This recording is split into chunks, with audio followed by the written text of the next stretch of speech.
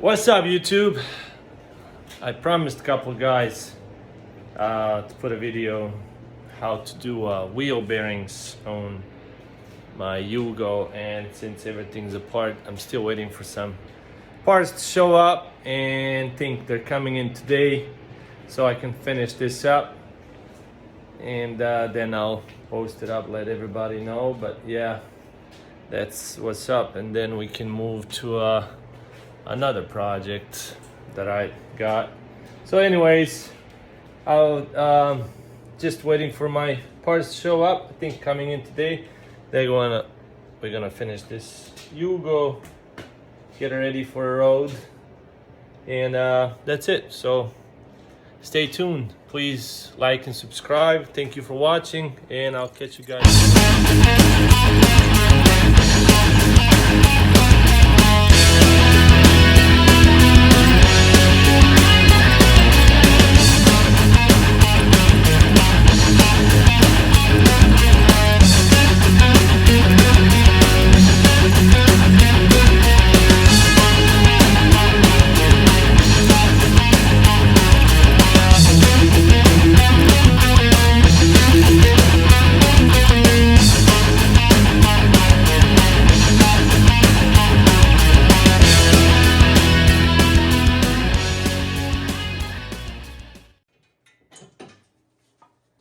That's it. As you can see, that not the noise you're supposed to have. So my wheel bearing definitely bad.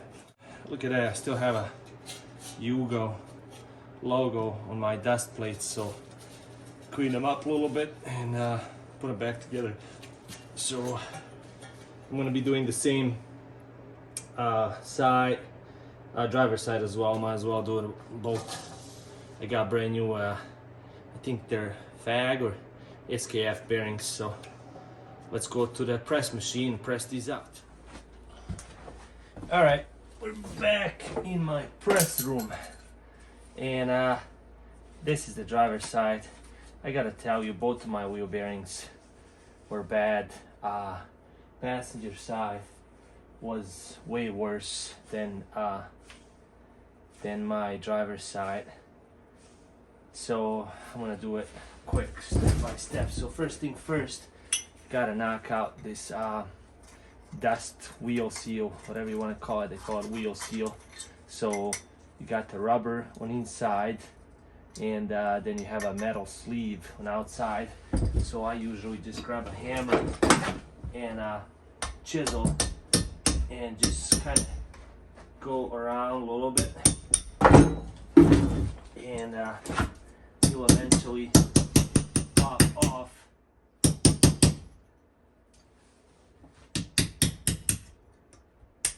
There you go. And I couldn't find any new wheel seal, so I'm gonna be reusing this one. Really all this does is keep dust from going in, and your axle gets inside this rubber and seals it off, and there was no dust in mine, so I'm going to be reusing that. But then on the other side, you have this, since this is a 91 GV plus, these don't have a regular snap ring like you would have to hold the bearing. So what you got is wheel seal and snap ring all in one pretty much. This is a screw-in type.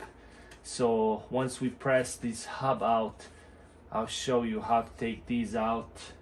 Again, it helps out if you have air tools, press, but if you don't, there's a way around. Use a vise and whatnot. So first thing first, we gotta stock up so we can press this wheel bearing out.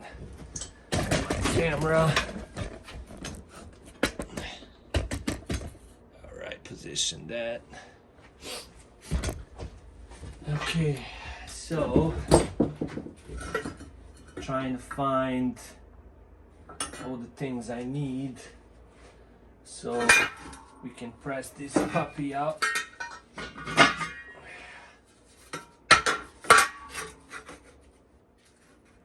Okay, so my press is all set up. Please do this at your own risk. Wear safety goggles and don't blame me for anything that happens to you during this procedure. Like I said, get yourself a deep socket that fits inside your new bearing. That way you can press it out and go to town.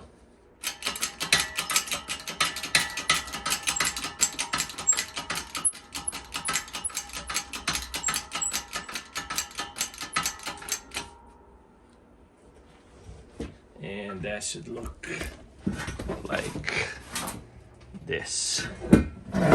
Something like this.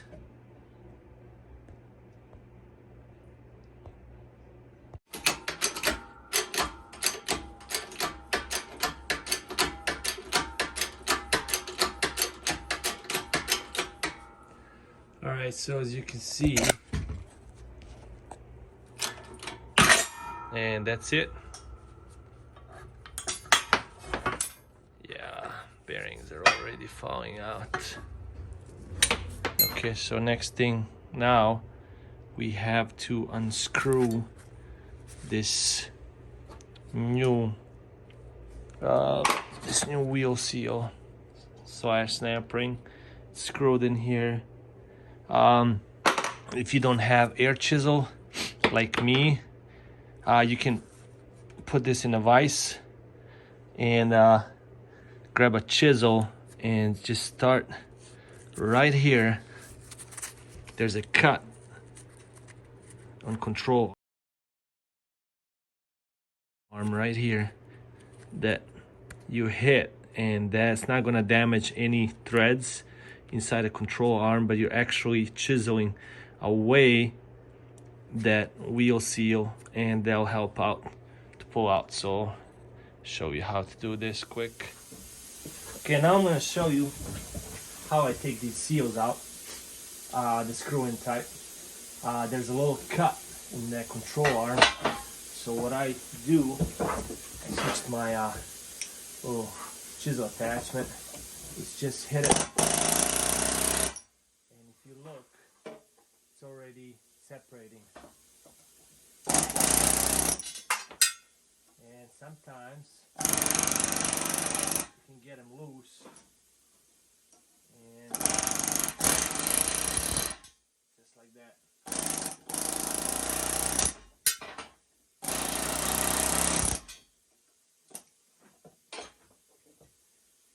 And there you go. Coming loose. Or you can just put in a vise, grab a hammer and a chisel, and just, there's a little opening, you can just hit it and they'll come out loose. This is a part of a seal and a snap ring for this wheel bearing. So now we have to press this up from the top, from actually back side, and that should come out easy.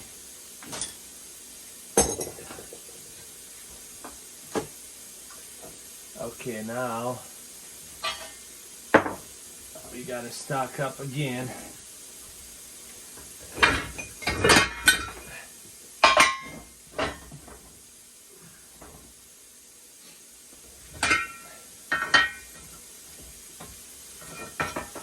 Actually, slipped up.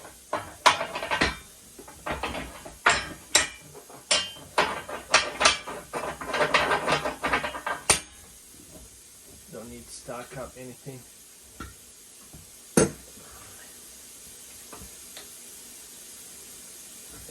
So to make this faster, we're just going to use that socket again.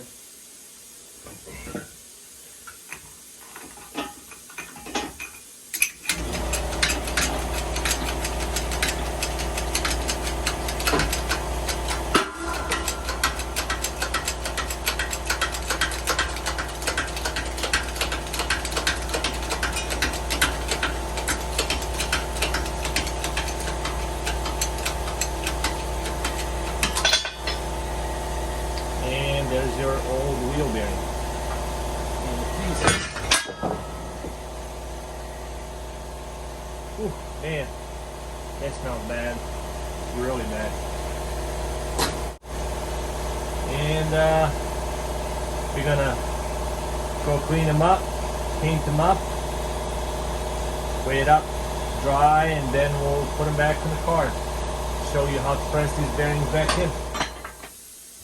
Okay, so the hub is out, and if you look, there's still part of a wheel bearing collar on. You can do this different ways. You can cut, heat up, and the sleeve will come out. But chances are when you cut these, you cut into a wheel hub. So what I usually do, got an air hammer, air chisel, whatever you want to call it, and I'll just start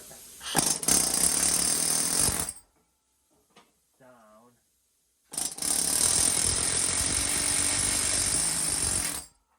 And I'm just starting so I can get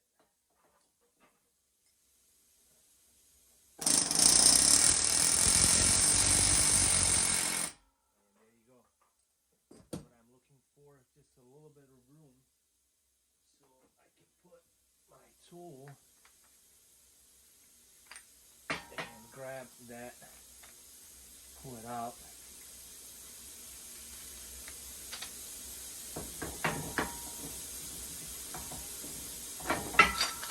I've used this tool too many times. It's all beat up. Okay. Tighten it down.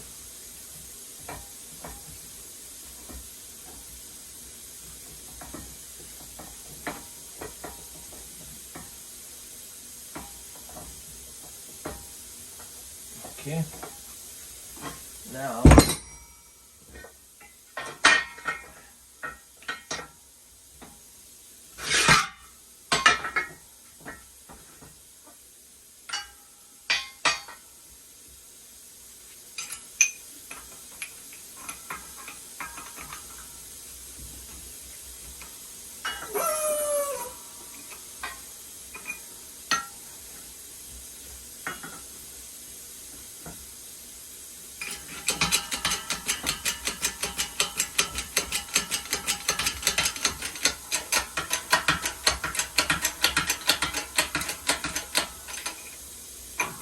move it just a little bit so these studs are not hitting my press and damaging my threads.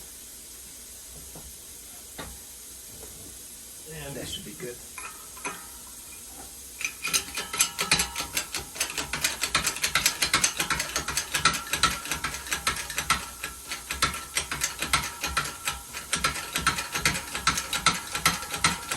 And there you go. Okay, so the collar is out.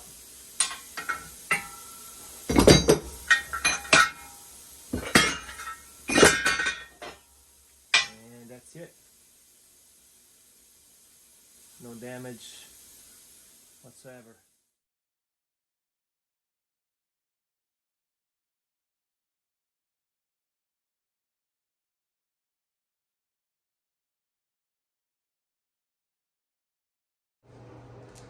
Okay, time to put these puppies in.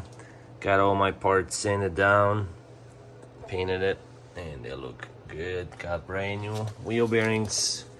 These are SKF Italian 633313C.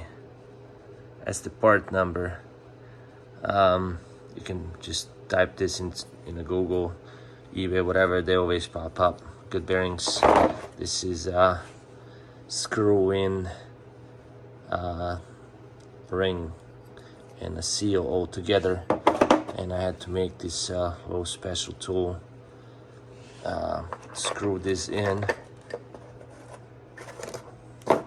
Pretty easy to make. Took me 20 minutes or so, whatever, and that should work. So we're gonna go back to my press and press these puppies in. I'll show you how to do this. And okay, so we're back to my press. You already took your old bearing out, I'm assuming, and we're gonna use this at the bottom. You wanna be pressing on the outer race of a bearing. So what I usually do is I press my knuckle onto a bearing instead of bearing knuckle. It's the same thing as long as you're sporting your outer race.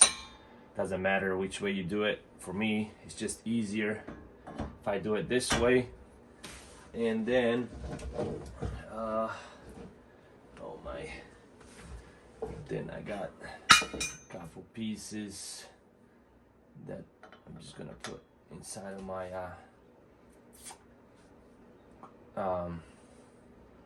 knuckle, and we're just gonna be pressing this in. Pretty easy to do if you have a press.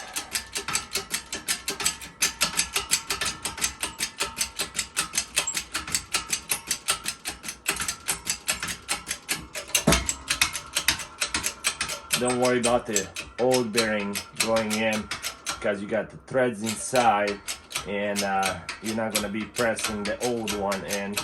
So you just keep going till you feel, you're gonna feel it stopping down. Check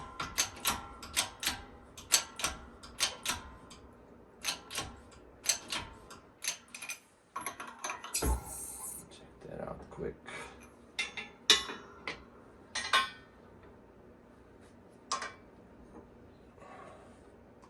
Yeah, we got a little bit more to go. Pretty close.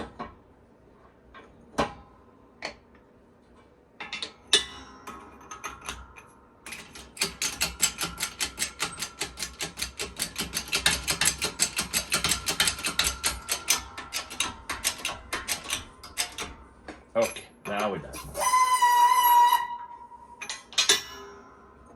Okay, bearing is all the way in. And now we're gonna use a little special tool that I had to make. We gotta screw these puppies in. Just hand tight them all the way.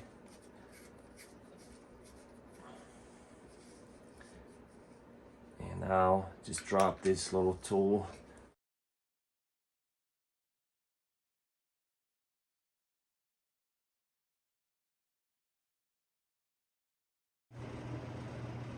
Okay, time to tie these puppies down. The tool that I got is original Zastava tool, but these rings are not Zastava rings. These are Italian made, and they're a little bit smaller, but the outside diameter is the same, 60 something millimeters, 60.1 or something. And it's impossible to find the Zastava ones that have bigger inner diameter. So these are Italian. They'll work the same as Yugo ones. I had this tool made by a friend of mine, and these, for some reason, Yugo manual calls for 159 foot-pounds, which is impossible, but it's the same torque spec as a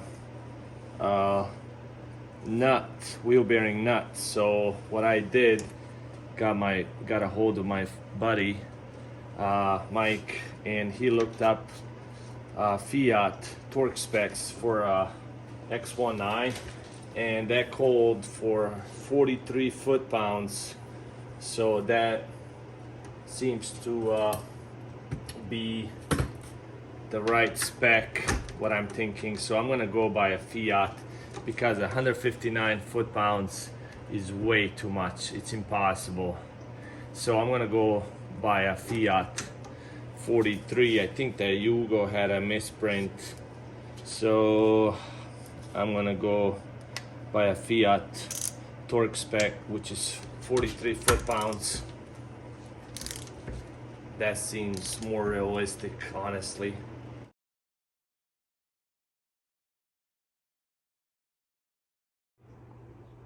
Okay, so got that ring torqued down, and I installed my dust shield. You don't have to. You can install it later after you press it in, but since mine is all nicely painted, I don't want to scratch it up. So I installed mine, and now and I also have my bolts in. They're Loctite, so I wanna, if you didn't have yours, you could put this part against the press, but since I got my wheel bolts, this is how I'm gonna get mine pressed, and my bolts are not touching anything. And I'm gonna press my steering knuckle onto the hub itself, and the way we're gonna do that is you gotta press on inner race of a bearing, just like so. You gotta find something that fits on inner race of a bearing. That's where you're gonna be pressing, so you don't mess up your wheel bearing. So this is how it's gonna go. We're gonna press it down onto a hub. I mean, you can press the hub onto the steering knuckle just like so, but for me it's just easier. It doesn't matter which way you do it, just make sure you support your inner race of a bearing. You're pushing on that, not on the outer race. If you push on the out, you're gonna mess up your bearing so quick, so you always have to push. Or if you're pressing your hub onto steering knuckle, you want to support on inner race of a bearing. Just remember that. All right, I'm gonna get my camera set up and we'll just press this out. Okay, it's time to press this control arm, not a control arm, steering knuckle onto my wheel hub. So I already got my dust shield on. You can put this dust shield after you press in the hub, but I don't want to scratch it. It's so nicely painted, so that's why I'm doing it this way. And just make sure you're always pressing on inner race of a bearing. For this case, you can do this two ways. You can press the hub on the steering knuckle upside down, but you always still want to support the inner bearing side. That way you're not going to mess up your wheel bearing. Yep, remember, just press on inner race bearing and just keep going till you're going to feel it when it stops. There's really not much to it.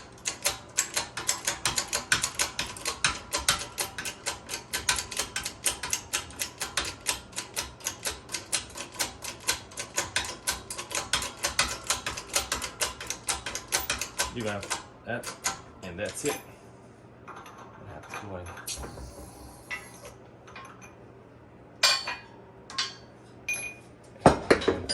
It should spin like that.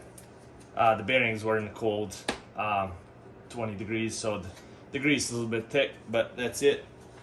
And now, next thing, you gotta hammer in your wheel seal.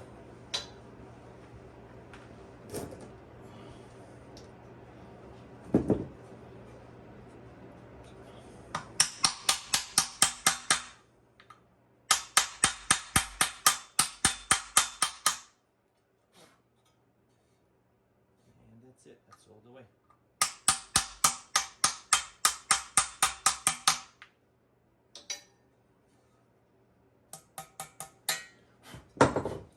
That's it. That's ready to go in the car. Not much to it. Alright, so the car is pretty much done. Got the wheels back on. Got the wheel bearing hub nut, whatever you want to call it, tore it down to 159 foot-pounds.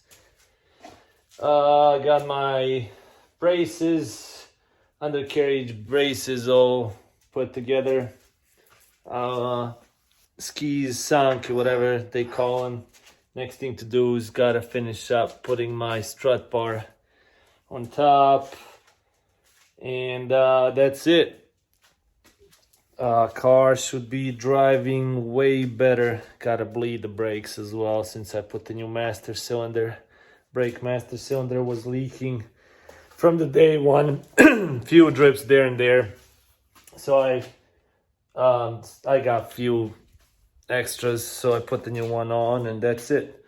So the car will be on the road, but you guys know how it handles with the undercarriage braces, and the strut bar should be way better. I have about 4 inches clearance between the floor and the braces.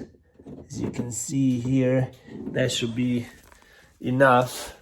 I'm not going to lower a car anymore than it is right now, so the car doesn't bounces around or anything. So 4 inches is pretty enough for me. So thanks again, guys, for watching. Please like and subscribe, and I'll keep posting these videos. Peace out.